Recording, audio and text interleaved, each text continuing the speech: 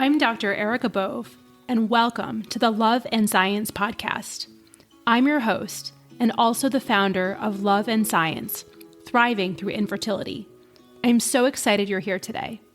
With over a decade of experience helping thousands of women just like you, I empower professional women to build their families with confidence and compassion. Let's dive in.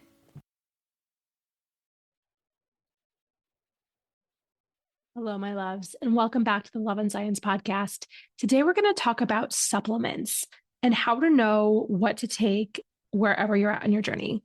And I approached this topic, I approached it with a lot of curiosity because I really wanted to see if there was anything in the literature since I last looked that could help my patients, my people, my clients to have better outcomes. I have to preface this by saying that I think that the data are still pretty early and there's not a ton of strong, high quality research that's showing that a ton of supplements actually make a difference. It's hard because we're always looking for something that we can control. And, we let go of the things that we can't control. I will say after my review of the literature, it still is a pretty tough parting line that supplements are probably a very small piece of the picture. But let me share with you what I reviewed. Okay. So we know that there are many things we can put into our bodies that have been touted to improve outcomes. And as I look at everything, I think about the fact that, we know that folic acid has been helpful to prevent neural tube defects. I'll go through the data. That is certainly, something that's important. There's a lot of questions about like, what prenatal do I take? Does the form of the folic acid matter? It doesn't seem to, based on my review of all the literature. But also when you're taking supplements, it's really important because supplements are not regulated by the FDA to know that you're getting a quality product. And also from my perspective, not spending too much money on that product because we all know that we can all have very expensive urine, as I like to say, and it's just not worth it to be spending that money on these very expensive supplements that may not be helping your situation. I always say, go out to dinner, save money for a vacation, whatever, put it into retirement, whatever it is. But I don't want people leaking money because they feel like they have to take these expensive supplements. So that is my bias. And I think it's based in science, actually. But we know that there's 13 essential vitamins, which are vitamin A, C, D, E, and K. And there's also the B complex vitamins, right? B1, B2, B3, B5, B6, B7, B9, and B12, which we all learned about in medical school. And those are essential, right? We have to get them. If we are eating a balanced diet, we're probably going to get most of those supplements, but there are a few caveats. There's also all the essential minerals, right, which come from the soil, like, for example, iron and calcium and iodine and magnesium and phosphorus, like all those things. But the reality is, at least where we are in the world without food scarcity, we are getting most of what we need from our diets alone. I think that when we look at the fact that folic acid deficiency is related to increase in neural tube defects, that is one thing that is definitely in our control as we approach this topic. And people ask me all the time, what is folate? What is folic acid? Should I be screened for MTHFR? What do I take? I've looked at all the data, truly, if you look at folate, that's what's in the diet. You get it from green leafy vegetables, you get it from whole foods, whole grains, beans, fruit. But we never know if we're getting enough. And because that is truly the one supplement that has been linked to worse outcomes when we have a deficiency, it's really important to pay attention to make sure that you're getting enough. So for all all women who are trying to get pregnant, we recommend that they take 400 micrograms at least of folic acid, which is the synthetic or simpler version of it. I love to help people understand that most people don't need a huge prenatal vitamin. For me, they make me nauseous, right? You can take the gummies, but oftentimes those have additives in them. You can actually just purchase folic acid over the counter. Those pills are very tiny. In my world, where sometimes the side effect of what I do is I create twins, I always try for one at a time, but we do unintentionally create twins sometimes. We recommend 800 micrograms or a milligram because the recommendation for people with twins is a milligram. So I like people to kind of be already overcompensating in the event that I do create twins. But anyway, the folic acid, the recommendation is 400 micrograms a day. Like I said, 800 micrograms to a milligram can be done. Although there are some situations in which some women need more folic acid. So for instance, if somebody has a personal or family history of a neural tube defect, then that dose gets increased to 4 milligrams. If somebody has a history of seizure disorder and is on medications, there's also some evidence that because of the way that those medications work and the pathways, that same dose of increase in folic acid is also warranted to help people have their lowest chance possible of a neural tube defect. And that can be anything from like spina bifida all the way to anencephaly. And so these are things we really do take very seriously. But there are some data that, too much folic acid may not be helpful as well. And so for people who don't have those other conditions, really sticking to the recommendation is what we recommend, or at least what I recommend in my practice. Okay, so moving on. Well, before I do that, I should say that the MTHFR debate, most of us actually will have something in that pathway that is altered. There's some data that like 25 to 50% of women will actually have a mutation in the MTHFR pathway. This does not seem for most women to meaningfully affect outcomes. And so, unless somebody comes in with that diagnosis and knows about it, like I truly think that many people overtest the MTHFR phenomenon. And so, generally speaking, I don't recommend testing. I don't recommend really anything down that pathway because I think it really just increases anxiety. And if you actually look at the CDC's recommendation for folic acid for women, it is that same 400 micrograms that we talked about. Okay, moving on. So when we look at some of the essential vitamins like vitamin A, vitamin D, vitamin E, these are antioxidants. And if we remember, they help with free radical formation. So they provide the missing electrons. Vitamin D, especially in some populations, is helpful. I mean, if you look at it, most of us are vitamin D deficient, especially in the wintertime. I live in upstate New York and Vermont, and, we have these very long, dark winters with short days. And so if somebody comes with a diagnosis of PCOS, or say they live in a climate like I do, I think some sort of vitamin D supplementation can be helpful. We know that people with vitamin D with PCOS actually do sequester vitamin D in their fat cells. And so there's not as much available for use. There's some evidence that vitamin D supplementation can be involved in like having a better uterine lining and also can beneficially affect mood as well. And so I don't think that vitamin D is like the cure-all for everything, but I do think that making sure that our vitamin D levels are sufficient, that can be helpful. And so I typically check it when I see my new infertility patients. Insurance companies, unfortunately, are getting more and more stingy about not paying for this test. But I try to get creative with my diagnosis codes because, again, at the end of the day, vitamin D levels do seem to be important.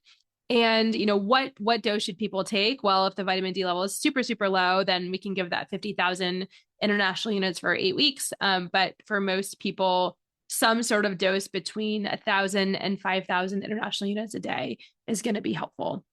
Also, in people who struggle with obesity, same thing, because of the fat cells, they sequester the vitamin D. Definitely recommend screening and also supplementation for those folks as well. There's actually some data that having normal vitamin D levels decreases the risk of preeclampsia and gestational diabetes. And it also can make sure that the birth rate is in a better place. And so for those reasons, also for having a healthy pregnancy outcome, I think that vitamin D screening and treatment is warranted. Okay, let's talk about iron.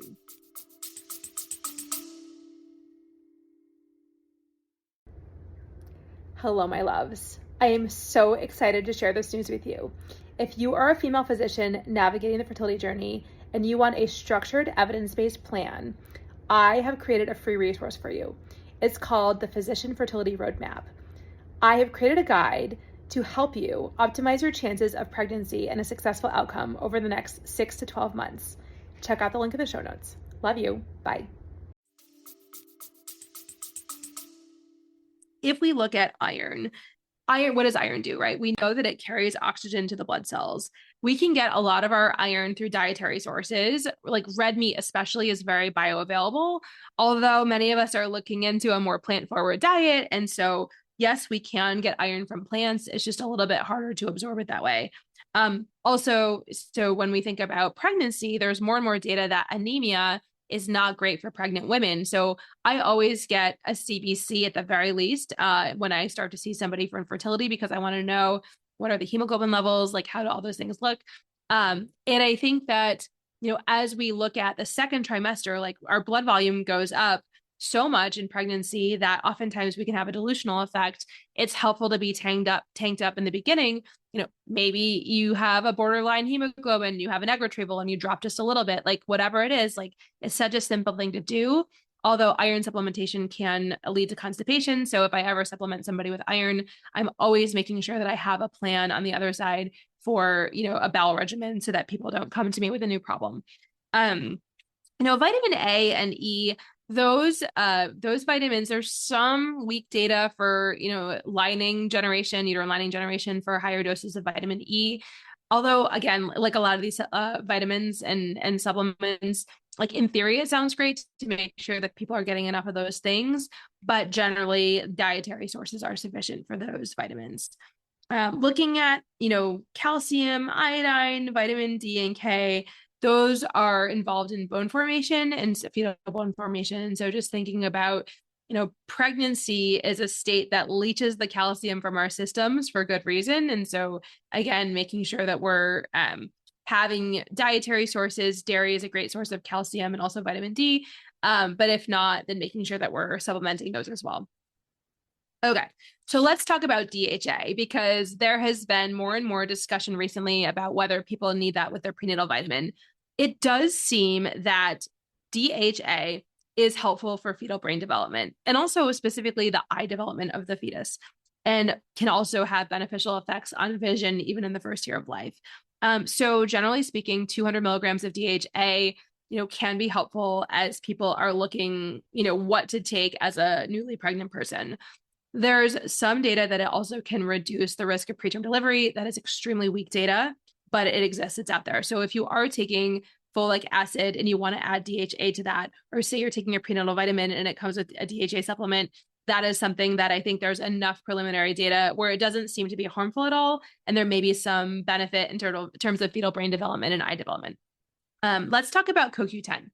CoQ10 is actually one of my favorite supplements. Again, like I said, I do not believe that people should be wasting their money on supplements that don't make a difference. However, this is a supplement that really does seem to make a difference in terms of the, antioxidant nature and improving egg number and egg quality.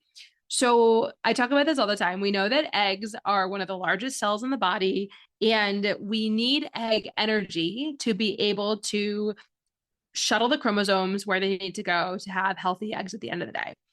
We also know that eggs have a lot of mitochondria in them, and those mitochondria are the energy sources for a lot of the cell division. We know based on animal studies that when we give animals, mice specifically, CoQ10, that there's an increased number of mitochondria, and that the function of the eggs is better and those cell divisions are more efficient. So that's super interesting. And if we look at humans, when we give humans CoQ10 in a dose of 600 milligrams a day, so 200 milligrams 3 times a day, and we compare that to placebo, there's some data that people have more euploid embryos, which is fantastic because, gosh, we all know how hard it can be to generate a euploid embryo, especially at older ages. There's also some data that there's more mature eggs and better cellular divisions. And in IVF specifically, there's more data to suggest that there's better egg and embryo quality and increase in live birth rates. And so I truly feel this should be in the water for people who are 35 and older. I recommend it actually to all of my patients just because there's actually data that makes a difference. And it's also biologically plausible. And so if you look at all the review studies, all the data, this is something where there does seem to be a beneficial effect. And so why not, right? So let's take CoQ10, keep it with you because it is 200 milligrams 3 times a day. I do find that many people are just, even if they're taking it, they're taking like 200 milligrams a day. It's not quite enough based on the research. And so that is one thing I do think it's worth spending some money on, although I will be very clear that one brand does not seem to be better than another. And so, definitely take that into account. Costco is a great place. I have no affiliations, but you can get things in bulk and it can save you some money. All right, let's talk about melatonin. Melatonin, I mean, I have other podcasts in the science series about sleep, and we know that increased sleep has a beneficial effect on the fertility process. So it's biologically plausible that melatonin could potentially have a beneficial effect, especially if women are getting better sleep throughout the process. We know that melatonin is created in the pineal gland. It's also in eggs, mitochondria, and follicular fluid. And we also know that it decreases with age. And so again, like I said, it's an antioxidant. There's biological possibility that can make a difference. If you look at it, there was one study looking at how 3 milligrams a day can increase the number of mature eggs, and that was versus placebo. Also, there's some evidence that melatonin consumption can lead to a higher grade embryos, but this is actually based on very weak evidence, and there's truly not enough evidence to officially recommend it at this time. So if you want to take some melatonin, it's helping with your sleep. It may have a beneficial effect on your egg number and your egg quality. But again, looking at the data, I always try to be evidence-based. I don't think there's a harm here. There's maybe a potential benefit. We need more data is the bottom line. Let's talk about DHEA. So when I was a fellow, when somebody had a bad, IVF or disappointing IVF outcome, we said, okay, add CoQ10 and DHEA. That was like the parting line. Now, I rather be proactive than reactive. I do think that people should be taking CoQ10 as soon as they meet me or even beforehand. DHEA, I mean, I will say that it is a part of the steroid pathway. We as REIs love the steroid pathway. It is a testosterone precursor, so there's biological plausibility. If people have more testosterone, we know that testosterone is a substrate for estradiol. And so, thinking about all the downstream effects of the beneficial ways that this could play out, there's very limited data that it can increase egg and mitochondrial function, but the overall data shows that it's not overtly helpful. And I will tell you, like I said in my fellowship, I gave a ton of people DHEA, so I saw the natural history of what happened. And people came back to me with back acne. They were taking 25 milligrams 3 times a day. And I don't like acne. I like back acne even less, right? I think that it's so awful to give somebody that side effect, especially when there's not great data that it's making a difference. And so I don't generally recommend DHEA in my practice just because there's not enough data that it's really a robust effect. And most people, their problem is not low testosterone, right? And there's a pretty, harsh side effect profile. So again, you can take it if you want to take it, but just know that that's what's downstream potentially. And there's not really great data that it makes a difference. All right, let's talk about the inositols. So there are this group of substances called inositols. They started to hit the landscape, I want to say, definitely in the last 10 years. It's been fairly recent. They are involved in cell signaling, cell formation. They help with oxidative stress. They're also related to insulin metabolism. So they are an obvious target for people with PCOS. Now, here's where I caution, because I think that we are all looking for ways for people with PCOS to reduce inflammation, to have better insulin pathways, to have better egg quality. And I don't think it's wrong to try these medications. But if we look at it, sure, myo-inositol has helped people have more regular cycles, but it has not yet been shown to help people have an increase in live birth. Kind of like the metformin data, right? People will cycle regularly, they will start to ovulate, but for various reasons, like the live birth rate isn't higher, which is what we care about at the end of the day. And so for some people, it makes them like feel good to have a regular cycle, et cetera. But again, I don't think that like we can truly recommend it in the absence of live birth data. It does seem that myo-inositol and D-chiroinositol work together. A 40-to-1 ratio seems to be the best ratio if people are going to entertain taking this substance. There are actually brands that have a 40-to-1 ratio. So like, for instance, 2,000 milligrams of myo-inositol and 50 milligrams of D-chiroinositol. There's some thought that this helps with estrogen production. There's a little bit of weak data that it helps with insulin pathways in terms of lowering blood sugar and decreasing even some of the hormones involved in reproduction, like LH, testosterone, prolactin. But again, we definitely need to see more data before we start routinely recommending this. And again, it's money out of your pocketbook. So just thinking about if you're trying to conceive outside of IVF, I don't think it's wrong to try it. All these medications might have interactions with other medications. And so just running it through the tracker and making sure that nothing that you're taking is interacting in a negative way with other substances. It does worry me a little bit that these substances are not really regulated. And so, could there be potential harm downstream, especially if we are affecting different pathways? There is that possibility. But I think it can be considered, especially with a diagnosis of PCOS. But again, we don't have great data that it makes a huge difference. And so I would say proceed with caution. All right. So we've only up until now been talking about egg health. I get a lot of questions about sperm health and what can improve sperm health, especially from a supplement perspective. So what I will say is, in terms of sperm, we think a lot about free radicals. And so the male reproductive tract is actually fairly long. We all memorized that acronym 7-UP when we were med students. And when we look at it, there's been a lot of sort of trials of supplements that have had some biological plausibility. And so people are like, well, if my husband takes this supplement, then our sperm problems are going to be better.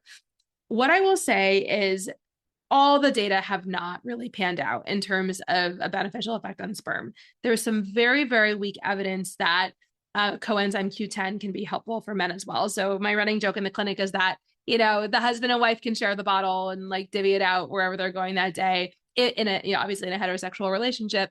But there was even a study that we looked at for MOC a couple of years ago, which looked at magnesium, and those men actually had worse outcomes as well. So again, in the vein of like, we want to be doing something, but sometimes when we add more things, we add a new problem, or maybe there's worse outcomes.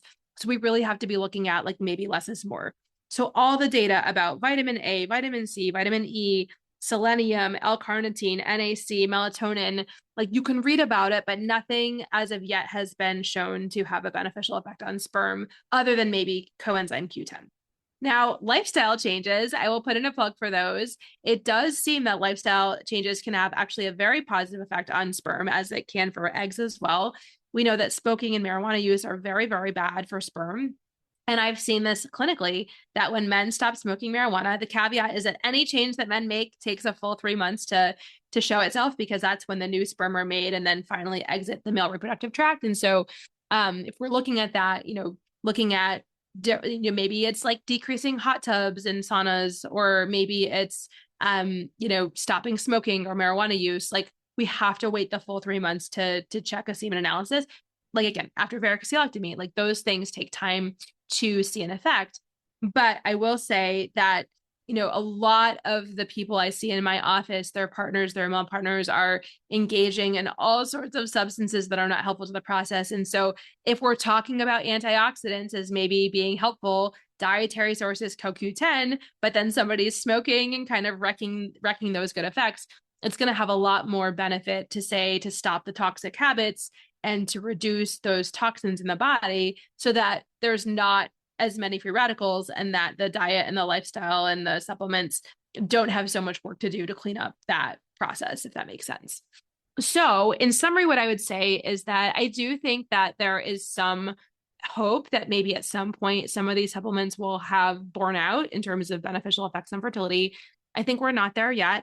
If you're looking at what is going to give you the best overall bang for your buck, so to speak, definitely folic acid, probably coenzyme Q10, both for men and women, and thinking about like vitamin D supplementation, absolutely, and then possibly some of the inositols if you have a PCO diagnosis. Melatonin plus minus, again, I don't think there's harm. It may help with sleep, and there's some weak data to suggest that it may be helpful, so you can think about adding that. But please, please, please do not spend too much on your supplements, because I know that there are some people who really do believe in them, or even some people who maybe have affiliations with the companies of the vitamin clinics and all those things. I have no affiliations. I really look at the data and try to make my best recommendations for my people. And that is a summary of this, which is recorded in 2026. So when we have more data, I will record again. But until then, stay healthy, stay well, eat a good diet, don't put bad things in your body, and you know how much I love you. Bye.